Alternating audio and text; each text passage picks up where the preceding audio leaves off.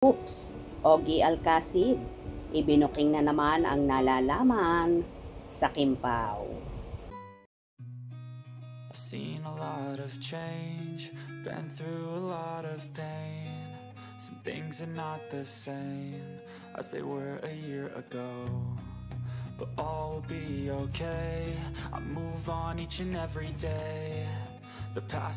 May panibago na namang pambubuking ang OPM singer-composer at TV host na si Ogie Alcacid. Sa noontime show na It's Showtime, nagkaroon nga ng aktingan sina Kim Chiu, Ogie Alcacid at ang kalok-alike contestant ni Casey Concepcion, kung saan naging ex-nobya nga ng kapamilya actor at naliling kay Chinita Princess na si Paolo Avellino. Sobrang saya ng naturang episode na yon na tila totohanan na nga ang lahat. Pa nga kay Ogie, ikaw ang totoo doon, kung saan itinuro si Kimi. At habang ini-interview pa nila ang contestant kung saan sinabi ni Ogie, ikaw naman. Kung saan biglang sumingit si Kim at sinabing, umuwi ka na. Kung saan nagbibiro lang naman ang dalaga na pinapauwi ang contestant at kaluk-alike nga ni Casey Concepcion. Tawang-tawa naman ang lahat at niyaka pa ni Kimi ang contestant na alam naman ng lahat na naglolo ko lang si Chinita Princess. Kung ano yung totoo doon, ikaw ang totoo. Boy, ramdam ko eh. Hindi na siya umaarte. Yes! Oo. At ikaw naman, Muwi ka na. galing din. Pero ang galing ni Casey, umarte. Meron pang litanya si Kim at sinasabi kay Ogie kung saan gumaganap na Paulo. Sabi ni Kim, ipagtanggol mo ako. Sabay sabi naman ni Ogie, oo nga, nagmamahalan kami ng tunay.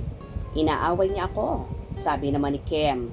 At sa pagpapatuloy naman ni Ogie, araw-araw kami nagja-jogging.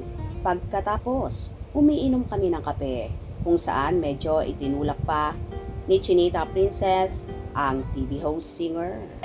Tanggol mo ako. Oo nga, nagmamahal na kaming tunay. Naaway niya ako. Araw-araw kami nagja-jogging, pagkatapos umiinom kami ng kape. Tanggol mo ako. Oo nga, nagmamahal na kaming tunay. Naaway niya ako. Araw-araw kami nagja-jogging, pagkatapos umiinom kami ng kape. Walang kwela talaga ang show na ito na marami ang napapasaya. Bukod pa dyan ay palaging bunot na bunot ang multimedia idol na si Kim Chiu, kung saan may panibago na naman pambubuking si Ogie sa Kimpaw. Inilahad nga ng singer-composer ang ilan sa palagi ang ginagawa ng Kimpaw na lalong nagpakilig sa madlang people. Na kahit nga mga host ni Kim sa naturang show ay marami ang nalalaman sa real score ng Chupaw.